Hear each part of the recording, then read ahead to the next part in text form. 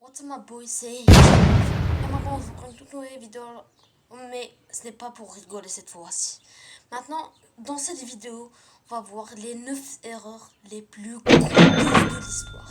C'est-à-dire qu'on va voir les 9 erreurs les plus coûteuses qui coûtent beaucoup d'argent dans la terre entière. Maintenant on commence, c'est parti. Tous les 9 erreurs sont dans cette vidéo qu'on va voir aujourd'hui. On a tous vu ces vidéos d'explosion à Beyrouth. La raison ? On avait oublié 2300 tonnes d'explosifs dans un entrepôt pendant 7 ans. Résultat, des centaines de victimes et 15 milliards de dollars de dégâts, la moitié du PIB. Vous avez bien entendu, mais est-ce que vous savez c'est quoi 15 milliards de dollars? Non, c'est trop là, je te jure, c'est... On travaille. Eh bien, figurez-vous que dans l'histoire, il y a des erreurs qui ont coûté encore plus cher. Le forage du lac Peigneur. C'était un petit coin de paradis en Louisiane. Une eau claire, quelques pêcheurs et de magnifiques jardins. Ils vont disparaître en l'espace d'une journée. En 1980, la compagnie Texaco mène une opération de forage au milieu du lac. Cherche du pétrole. Tout semble se dérouler comme prévu, mais à 400 mètres de profondeur, les amis sur un truc. On tente de faire remonter le forêt, mais rien à faire. Il est coincé. Les employés sont en panique, personne ne sait ce qui se passe, jusqu'à ce qu'ils mettent le nez dehors. Ce qu'ils ne savaient pas, c'est qu'ils avaient heurté le plafond d'une ancienne mine de sel. À ce moment, 55 mineurs y travaillaient. Ils entendent un gros boom. Qu'est-ce que ça peut bien être ? Ils vont pas tarder à le savoir. Devant eux, des trompes d'eau. Oui, Texaco a fait un trou dans le lac. C'est comme si on avait retiré un bouchon au fond d'une baignoire. Toute l'eau va se déverser dans les kilomètres de galeries souterraines à travers un petit trou de 40 cm. Si les mineurs s'en sortent indemnes, à la surface c'est le drame. Un immense vortex s'est créé, aspirant la foreuse, les bateaux et 26 hectares de terre. Un geyser de 130 mètres jaillit de l'entrée de la mine, tant la pression est forte. Mais comment tout ça a pu arriver ? Un dysfonctionnement mécanique ? Non, une simple erreur de calcul. L'ingénieur s'est trompé. Miraculeusement, aucun mort. Mais les dégâts sont considérables. Texaco versera plus de 50 millions de dollars en dédommagement. Malheureusement, c'est pas la seule erreur qui a détruit autant de nature. Je pense à celle de cet homme, Sergio Martinez, qui n'a rien de spécial, sinon d'avoir peur du noir, ce qui a causé la mort de 15 personnes et la destruction de 2800 bâtiments. En 2003, le gars se trouve une nouvelle passion, la chasse. Il part alors en forêt, sans carte, sans boussole, sans expérience. Évidemment, il se perd, la nuit tombe, il panique et allume un feu, n'importe comment. C'est le plus gros feu de forêt jamais causé par une décision si stupide. 100 000 hectares carbonisés, 1,3 milliard de dollars de dégâts. Et c'est même pas le record. Celui-ci étant détenu par les marées noires. Un capitaine de navire qui a un peu trop forcé sur la vodka, des plongeurs qui oublient les instructions, ou plein de personnes qui ont fait n'importe quoi, provoquant la marée noire la plus coûteuse et écocide de l'histoire. Les architectes incompétents qui ont ruiné une ville. C'est pas un métier facile. Par exemple, en Chine, il y en a un qui a eu la merveilleuse idée de creuser les caves et les garages après avoir construit les immeubles. Résultat, tout s'est écroulé comme un domino.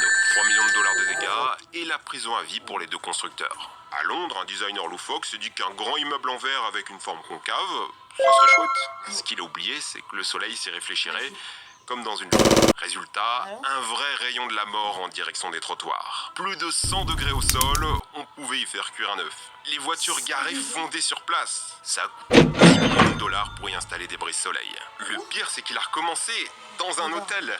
Cette fois-ci, le rayon de la mort était directement dans la piscine, elle était brûlante, et s'y baigner, c'était la garantie d'un bronzage économique. Toujours à Londres, décidément, ils ont construit le Millennium Bridge. Ça faisait plus de 60 ans qu'aucun pont n'avait été construit dans la capitale, et ils ont un peu perdu la main. À son inauguration en 2000, c'est la panique chez les ingénieurs. Regardez comment le pont oscille, une vraie balançoire. En fait, à cause des embouteillages, les gens finissent par adopter le même rythme de marche. Un pied à gauche, un pied à droite, autant de micro-mouvements cumulés qui agissent comme une immense vague.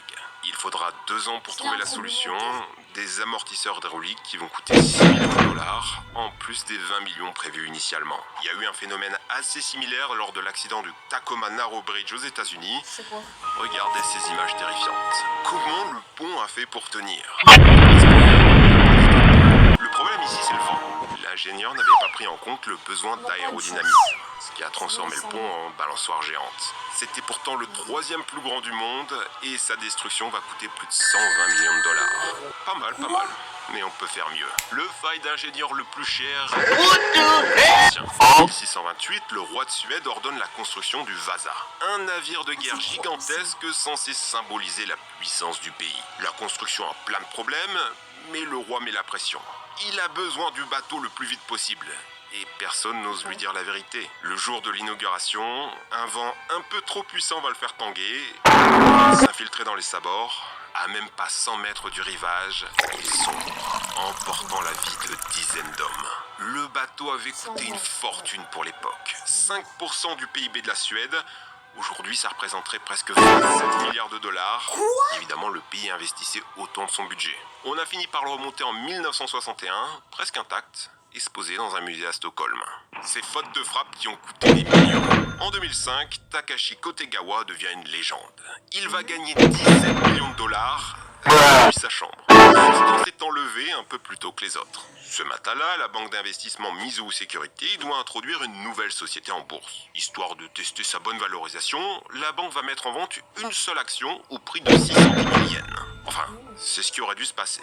Malheureusement, l'employé chargé de la manœuvre inversera les chiffres et vendra 610 000 actions à 1 yen pièce. L'affaire du siècle. Malgré toutes leurs tentatives pour annuler, rien n'y fera. Une faute de frappe catastrophique qui fera chuter toute la bourse japonaise de presque 2%. La société sera forcée de tout racheter pour une facture de 255 millions de dollars, dont celle de notre ami Takashi. On le surnomme désormais G-Com Man, du nom de l'entreprise qui l'a rendu riche. Croyez-moi, personne n'est à l'abri d'une erreur de calcul. Pas même les plus grands scientifiques. En 1962, le tout premier satellite américain qui devait faire route vers Vénus va être autodétruit. La raison ? Quelqu'un avait oublié ça. Un simple trait dans une formule. Perdu dans les millions de lignes de code. Malheureusement, ce tiret... il était indispensable. Il est dans la formule qui gère la correction automatique de la trajectoire en cas de problème.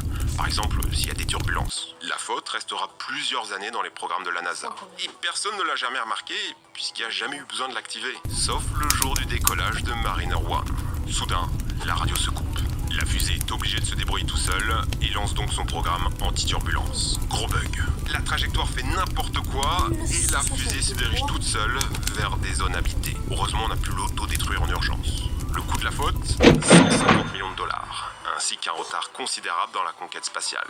En plus rigolo, on a aussi la faute de frappe du gouvernement américain qui a ajouté une virgule de trop dans une loi. Au lieu d'exonérer d'impôts les arbres fruitiers, par exemple le pommier, il retire les taxes de tous les arbres et de tous les fruits. Bah oui, il y a une virgule. Difficile de comprendre comment c'est passé inaperçu, mais ça a coûté 40 millions de dollars. Comment un seul homme a-t-il pu détruire une ville à lui tout seul ? Connaissez-vous le point commun entre l'explosion du port de Beyrouth, la centrale AZF de Toulouse et la ville d'Oppo en Allemagne ? Ces catastrophes sont dues au nitrate d'ammonium, un sel utilisé comme fertilisant, mais très explosif. Ce qui posera un gros problème à Texas City en 1947. Un bateau français arrive dans le port. Il vient récupérer 2300 tonnes de nitrate d'ammonium, la France d'après-guerre ayant besoin de fertilisants pour relancer son agriculture. À cette époque de l'année au Texas, il fait chaud. Le fertilisant rangé dans de grands sacs en papier est brûlant rien qu'au toucher. À 8h du matin, de la fumée s'élève dans la cale du bateau. Le nitrate d'ammonium brûle, certainement à cause d'une cigarette laissée tomber par un marin. La pire erreur viendra du capitaine. Pour éviter d'endommager son bateau, il refuse d'éteindre le feu avec de l'eau. À la place, il ordonne la fermeture de la cale et l'injection de vapeur. C'est une méthode qui marche normalement, ça étouffe le feu. Sauf que le nitrate d'ammonium, chimiquement, ça marche pas comme ça, vu que c'est déjà une source d'oxygène en soi. Fermer la cale n'aura comme effet que d'augmenter la pression. Le navire se transforme en gigantesque cocotte minute. Quand les pompiers arrivent, c'est déjà trop tard. Le bateau est gonflé, tellement brûlant que l'eau autour est en ébullition. 9h12, c'est nucléaire de l'histoire. Elle rase 1 millier de bâtiments et brise des fenêtres sur 16 km à la ronde. L'encre du navire, qui pesait presque 2 tonnes, a été projetée à plus de 2 km. L'impact a créé un cratère de 3 mètres. Dans le port, c'est le chaos. Les usines et les réserves d'huile prennent feu. Une pluie de cendres et de débris s'abat sur la ville. À son tour, un second navire plein de nitrate d'ammonium prend feu, mais personne pour s'en occuper. Tous les pompiers sont morts.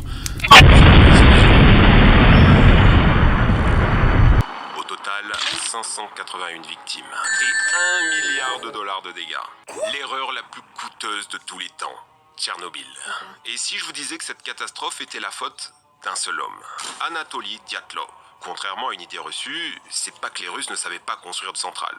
Au contraire, un des réacteurs de Tchernobyl continuera à produire de l'électricité 14 ans après l'explosion. Le matin du 25 avril 86, les techniciens de la centrale s'apprêtent à faire un test de sécurité. Pourquoi ? Pour vérifier l'alimentation électrique de secours. S'assurer qu'en cas de panne, le réacteur continue de fonctionner. C'est un test de sécurité qui est à l'origine du drame. Pour faire le test, ils font baisser le réacteur. Continuons la vidéo, je ne sais pas c'est quoi le problème. Sa puissance va continuer de baisser plus qu'elle ne devrait. C'est dû aux grandes quantités de xénon produites. Des particules qui agissent comme des aspirateurs à énergie qui vont dégrader continuellement la production. Le soir, quand l'équipe de nuit arrive, ils n'ont aucune idée de ce qui se passe. On leur dit que c'est bon, ils peuvent reprendre le test. Sauf que personne ne les a prévenus de ce que les ingénieurs avaient fait juste avant. Alors, ils diminuent encore la puissance pour atteindre le niveau nécessaire au test. Une erreur de manipulation fait tomber la puissance à 1%, accélérant drastiquement l'apparition du xénon. À cet instant, tout était encore sauvable. Il suffisait de remonter doucement la puissance du réacteur sur plusieurs jours, mais eux, tout faire pour continuer le test. Quand ils ne comprenaient toujours pas. Ils relancent la puissance, mais ça bloque. Qu'est-ce qui se passe ? Vous vous souvenez du xénon, l'aspirateur d'énergie ? À force de tourner pendant des heures à faible régime, il s'en est accumulé tellement qu'on peut plus avoir la puissance désirée. Mais la nuit, elle ne sait pas ça. Alors elle tente de forcer encore plus de puissance. Il retire 203 des 211 barres de céramique qui servent de régulateur. Il pousse les pompes de refroidissement au-delà des limites réglementaires. La puissance remonte difficilement, le réacteur est instable. À 1h23, Anatoly Dyatlov ordonne le début de la procédure de test. Tout tremble, tout fait un bruit des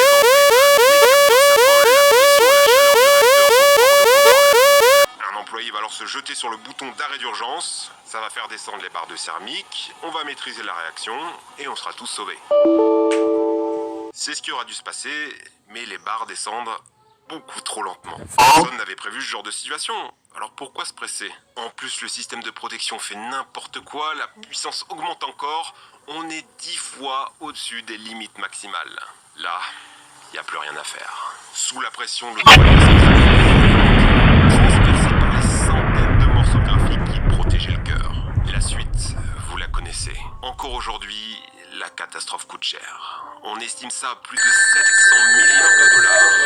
Record absolu. Et vous, c'est quoi l'erreur qui vous a coûté le plus cher dans votre vie ? Un mauvais SMS qui fait rater le job de vos rêves ? Un billet d'avion commandé à la mauvaise date ? Dites-nous ça en commentaire.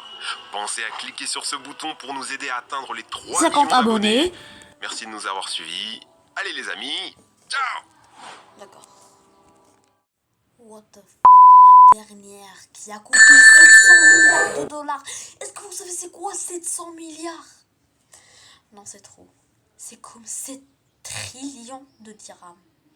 Car là, je suis au Maroc, on compte avec 10 dirhams. Car 1 dollar est égal à 10 dirhams. 7 milliards de dollars est égal à 7 trillions de dirhams. Mais bref, merci d'avoir apprécié cette vidéo. N'oubliez pas de vous abonner. Un petit abonnement ici. Et je vous dis à la prochaine. Peace à tout le monde.